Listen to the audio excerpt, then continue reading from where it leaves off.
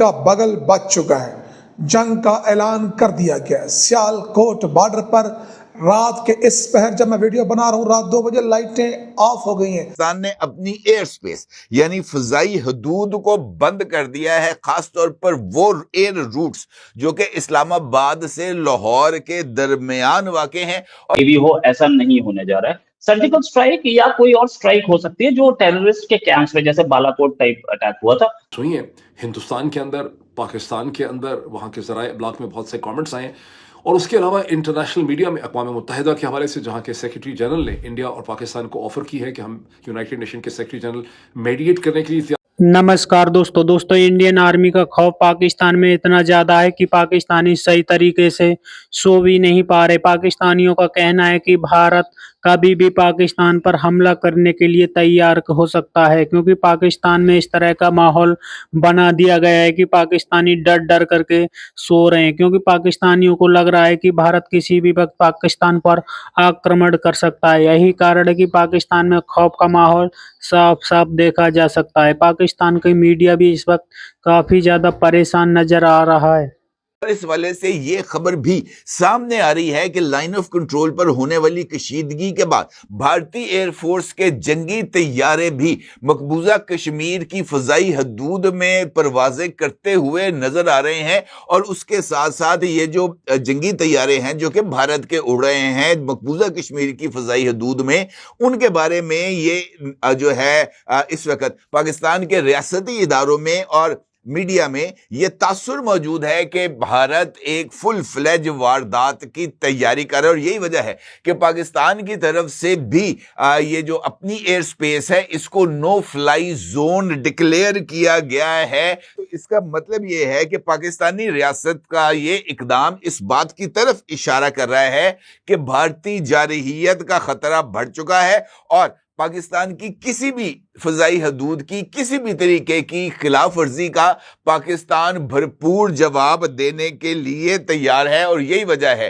कि पाकिस्तान की तरफ से JF-17 और F-16 जंगी तैयारों को भी मुकम्मल तौर पर रेडी रखा गया है। और पाकिस्तानी फजाई हदूद में इस वक्त शाहीन बड़ी ही तुंदही के साथ वतन अजीज के दिफा के लिए परवाज कर रहे हैं। इस सारी सूरत हाल में यह सवाल बहुत ही ज्यादा अहमियत का हामिल है कि भारतीय जंगी जनून का इख्तिताम कब होगा। और आज भारत में वजीर आजम नरेंद्र मोदी की जेर सदारत होने वाले इजलास में क्या जंग का हतमी फैसला कर लिया जाएगा? इंपॉर्टेंट सूरत हाल है, इसके ऊपर बात करते हैं। और इन हैं इसी तरह से दुनिया की इंपॉर्टेंट पब्लिकेशंस में बड़ा क्रिटिकल एनालिसिस छपा है इस पूरी सूरत हाल के हवाले से। बुनियादी सवाल इस वक्त हमारे सामने ये है कि क्या हिंदुस्तान पाकिस्तान के दरमियान एक जंग नागुज़ीर है, इनएविटेबल है। पर्सनली मैं समझता हूँ कि एक कॉन्फ्लिक्ट नागुज़ीर है, इनएविटेबल है। किसी न किसी फॉर्म में एक जंग ने इस स्टेज के ऊपर होना है। लेकिन सवाल ये पैदा होता है कि ये जंग किस तरह की होगी, इसकी फॉर्म, इसका टोन, टेनर क्या होगा। कहीं ऐसा तो नहीं है कि ये हाथ से, कंट्रोल से बाहर निकल जाएगी। ये इस वक्त बुनियादी हमारे सामने सवाल है।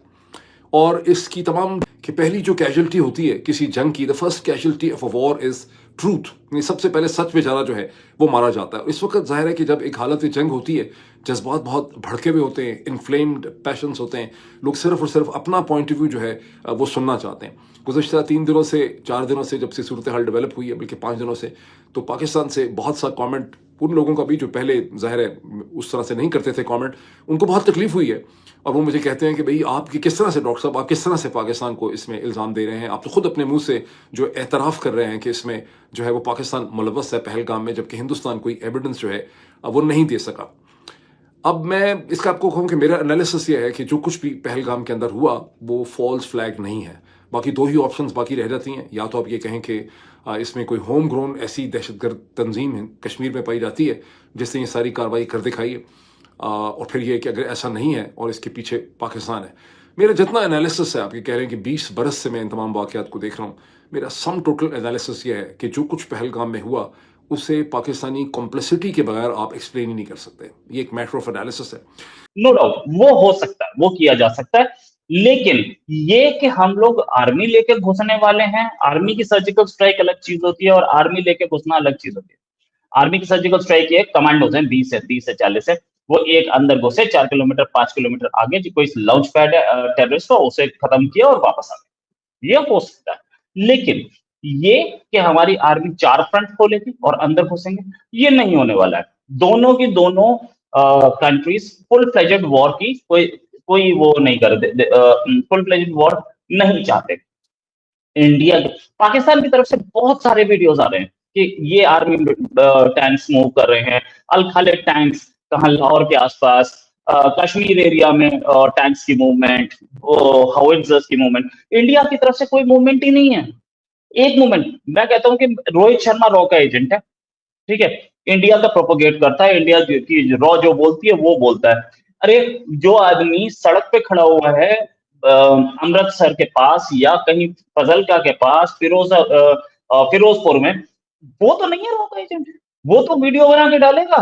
एक वीडियो नहीं दिख रहा इंडिया की तरफ से। फ्रैंकली स्पीकिंग, मे भी शायद मैं इंडिया के खिलाफ बोल रहा हूँ, लेकिन जो सच है वो सच है, इंडिया की तरफ से नहीं, मूवमेंट लेकिन ही नहीं हमने दिख तो रही देखी कोई। है रोहित शर्मा, हमने तो देखी है सोशल मीडिया पे वीडियोस जिसमें एलओसी पर जो फायरिंग हो रही है, मैंने तो देखी है हम्म, भारत की तरफ से तैयारियों की, जो है जो आईएनएस विक्रांत है उसकी, और नेवी में जो तैयारियां हो रही हैं। फिर जब ड्रिल्स आपकी तरफ स्टार्ट हुई जिसमें उन्होंने 3-4 तरह से जो है ड्रिल्स किए, यानी एयरफोर्स की ड्रिल्स भी हुई हैं, उसमें नेवी की ड्रिल्स भी हुई हैं, उसमें आर्मी की ड्रिल्स भी हुई हैं, वो भी, और फिर एंटी शिप जो ड्रिल्स हुई हैं उस पे फायरिंग जो हुई है कामयाब, वो भी। इस सब पे तो मैंने प्रोग्राम्स भी किए।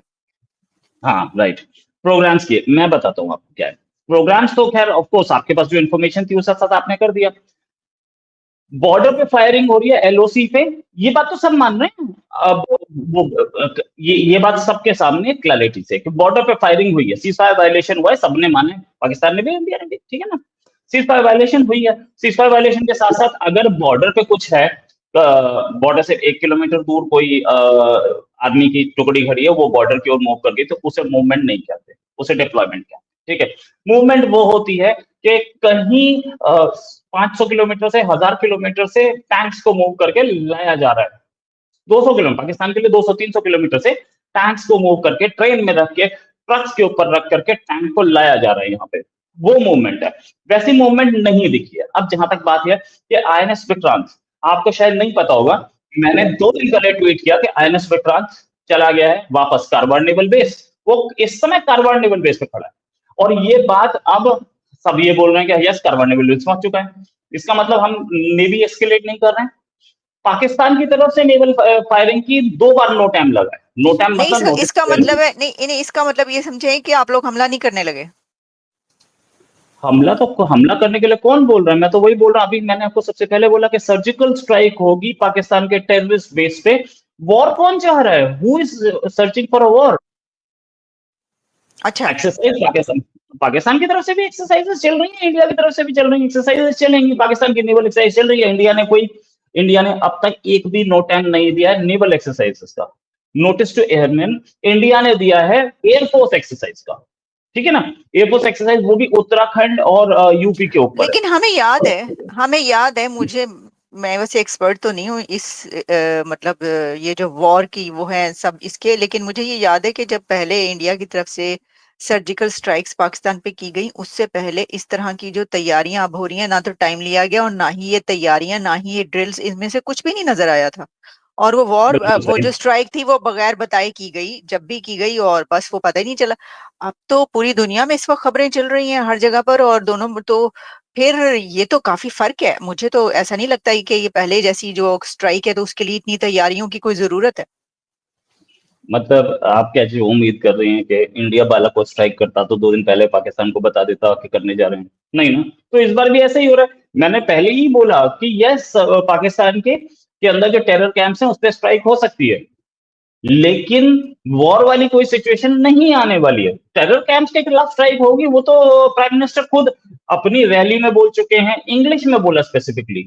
तो दोस्तों जिस तरह से इंडियन आर्मी की तैयारियां हैं उसे देख करके पाकिस्तानियों को काफी ज्यादा डर महसूस हो रहा है, क्योंकि पाकिस्तानियों को पता है कि भारत जब पाकिस्तान पर हमला करेगा तो बहुत बड़ा आक्रमण करने वाला है। यही कारण है कि पाकिस्तानी इस वक्त काफी ज्यादा दुखी हैं। पाकिस्तानियों का कहना है कि जिस तरह की भारत की तैयारियां चल रही हैं उसने पाकिस्तान को हिला करके रख दिया है, क्योंकि पाकिस्तानियों को बिल्कुल भी उम्मीद नहीं थी। जिस तरह से पहलगाम का अटैक होता है उसमें पाकिस्तान के आर्मी चीफ आसिम मुनीर के शामिल होने के संकेत पाए जाते हैं, जिस पर भारत काफी ज्यादा गुस्से में है। भारत पाकिस्तान को पूरी तरीका से सबक सिखाने की तैयारी कर रहा है, जिसमें भारत पाकिस्तान की आर्मी पर भी आक्रमण करेगा, साथ ही पाकिस्तान में जो टेरर कैंप है उनको भी नेस्तनाबूद कर दिया जाएगा, क्योंकि पाकिस्तान की आर्मी जिन आतंकवादियों को पालती है वही आतंकवादी भारत पर हमला करते हैं। यही कारण है कि भारत इस बार आतंकवादियों के साथ साथ पाकिस्तान की फौज को भी निपटाना चाहता है। यही कारण है कि पाकिस्तान में काफी ज्यादा